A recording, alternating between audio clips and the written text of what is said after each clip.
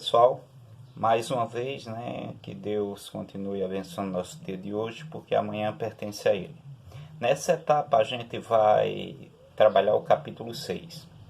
Olha só, pessoal, para você entender o espaço industrial brasileiro e sociedade, que é o que intitula esse capítulo, eu vou fazer para vocês uma reflexão histórica das produções do Brasil. Isso remonta desde o período da sua colonização, para você compreender melhor esses ciclos econômicos. Você entende os ciclos econômicos, fica fácil de você entender história e entender geografia. O primeiro ciclo econômico do Brasil, vocês já estudaram, e eu também já havia comentado em momentos anteriores, foi a extração. Os europeus, quando aqui chegaram, se interessaram por uma madeira de cor vermelha, o pau-brasil. E o nativo, ele passou a extraí-la e trocá-la em bugigangas, espelhos, pentes, alguma vestimenta, algum material trabalhado em metal, como uma foice, um machado e assim por diante. Essa fase é chamada de extração e escambo. O restante vocês já sabem. A partir de 1530 se instalou no Brasil, colônia, os primeiros engenhos de cana-de-açúcar, a segunda produção agrícola, a cana-de-açúcar. Posteriormente, que durou séculos esse ciclo econômico do país, estendida pelo litoral, o Brasil, ele passa a ter a maior produção de cana-de-açúcar das Américas. A cana ela veio da Ásia. O Brasil não foi igual às colônias espanholas, muitas delas fornecedoras de ouro e prata dos impérios astecas e o império inca. O Brasil, a produção era agrícola, essa produção da cana-de-açúcar. O outro ciclo após a cana-de-açúcar foi o ouro.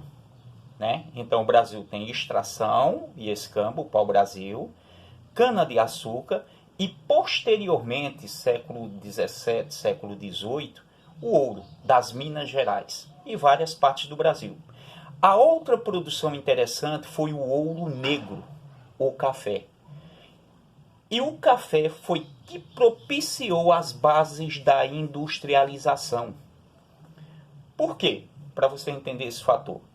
O Brasil vendia café para o mundo inteiro. Se tornou o maior produtor do mundo. O café não é brasileiro, assim como a cana-de-açúcar, assim como a jaca, assim como a manga. São produtos que vieram com a globalização do século XV e XVI, com as grandes navegações. Então, o café se torna uma das principais plantações do Brasil, séculos depois, e o Brasil hoje é o maior produtor de café do mundo. Mas houve uma crise de 1929. Quando você for ler esse capítulo complementando, você vai ver que houve uma crise em 1929. A crise que quebrou a Bolsa de Valores de Nova York. Era a capital do mundo comercial, como ainda hoje é o mundo financeiro. Então, todos os países vendiam seus produtos lá.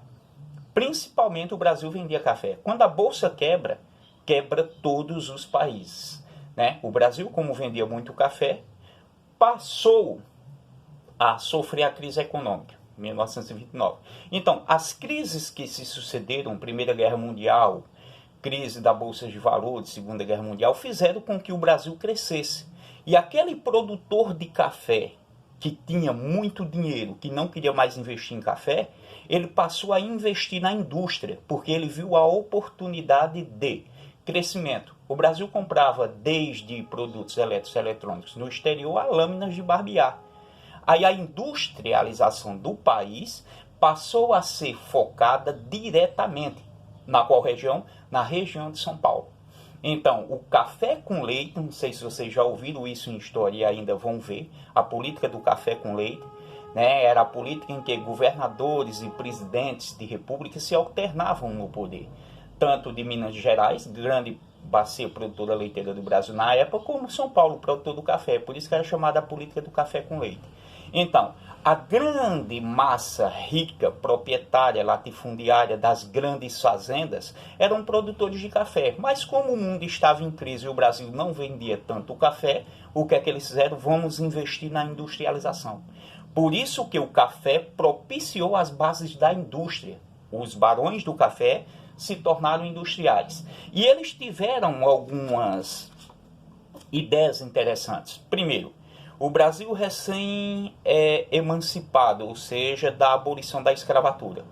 Aí o escravo passa a ser descriminalizado e não passa a ser utilizado na mão de obra. O que é que eles trouxeram? A mão de obra imigrante. Italianos, alemães, espanhóis. E assim fez com que a mão de obra preenchesse aquele espaço vazio que antes era ocupado pela escravatura. A região do polo da expansão do café foi a região sudeste, tendo como centro São Paulo. Aqui foi onde o Brasil se industrializou e é onde hoje está a maior parte da industrialização do Brasil. 40% do PIB do Brasil ele está na região sudeste, tendo São Paulo o estado mais rico. É oriundo desse período. Então, você nessa leitura, você vai ver que as crises favoreceram o processo industrial do Brasil, como eu falei anteriormente, a crise do café, a Primeira Guerra Mundial e assim por diante, né? Quando você analisar um fator nessa leitura, lembre-se, a industrialização do Brasil ela foi tarde. Enquanto a Inglaterra e Estados Unidos já era industrial, né? Muitas fábricas, muitos produtos eletrônicos, o Brasil engateava. Aí aqui tem um tópico ali, tá vendo? A industrialização tardia do Brasil. E o Brasil é inferior com relação a outros países na industrialização? Não. Nós temos um dos maiores espaços industriais do mundo. A gente ainda tem muito a desejar com relação à Alemanha, em relação aos Estados Unidos, em relação ao Japão. Somos a 7ª economia do mundo, né? O Brasil é o 2º maior produtor de aviões a jato, né? E um dos maiores, né, consumidores também desse produto. Fora dos Estados Unidos, a maior frota de helicópteros particulares é do Brasil. Então, a Embraer, a Petrobras, a Vale do Rio Doce, essas indústrias, elas surgiram, né, a ponto de colocar o Brasil entre os maiores produtores de produtos industriais. Por quê? A fonte da matéria-prima é do Brasil. O Brasil é o maior produtor de ferro do mundo. E onde você analisa, você vê ferro. Você vê ferro em carros, você vê em aviões, você vê em várias outras partes. E quem proporcionou, ou seja, o alavanque do crescimento para esse país? Uma figura que vocês vão analisar sobre ela. Getúlio Vargas. Getúlio Dornelles Vargas.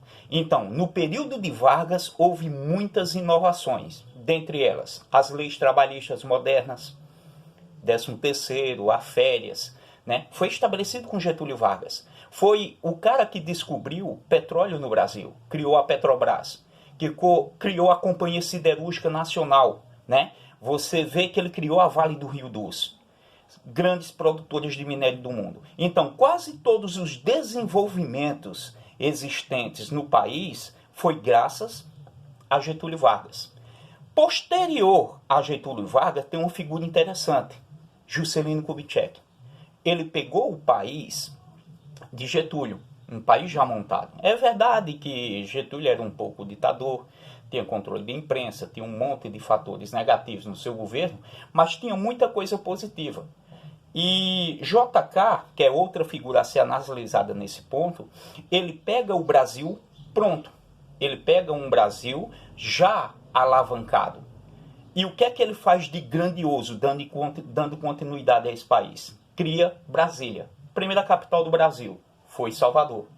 Tempos depois, com a mineração, com a vinda da família real, essa capital, né, se fortalece no Rio de Janeiro. A mineração ali próximo das Minas Gerais faz com que essa nova capital, Rio de Janeiro, se torne o centro importante do país. Na visão de JK, vamos expandir para o oeste, criar no coração do Brasil a capital. E foi até então criticado, mal compreendido na época, e hoje vimos o sucesso da construção de Brasília. Então, nas questões, quais foram as obras, ou seja, as transformações no governo de Getúlio? É a primeira questão. A segunda questão que você vai responder para mim, quais foram as obras, ou seja, dos planos de meta de JK? Aí você vai fazer uma pesquisa. O que foi criado no governo de Getúlio? Quais os benefícios para o Brasil? A pergunta é, quais as metas implantadas por JK e quais foram as obras ou criações de Juscelino Kubitschek? Você vai fazer isso aí, viu? É as metas, são as obras dele, de JK, e anteriormente você vai fazer sobre Vargas. Você vai colocar no seu caderno o que foi feito durante o governo de Vargas, porque foi o governo que mais, né, passou tempo no país, e você vai analisar quais foram as obras de Juscelino Kubitschek. Nessa outra fase da leitura, você vai analisar 3 planos, tá vendo? A indústria de bens de produção, aço, alumínio, chapas de ferro, né? Nafta e entre outros. Isso aqui faz avião, isso aqui faz carro, trem, entre outros. A indústrias de bases de capital, que são máquinas, né, ferramentas, né, e entre outros. Aí quando você vir analisar que o Brasil passou a desenvolver isso, ele se torna o quê? Um país suficiente. Ele não vai ser tão dependente das potências industriais. Ele passa a ter a sua produção. Isso melhora muito a economia do Brasil. Olha a outra base, a indústria de bens de consumo, né? Automóveis, eletrodomésticos, né? Vestiário, entre outros. Vê só, automóveis.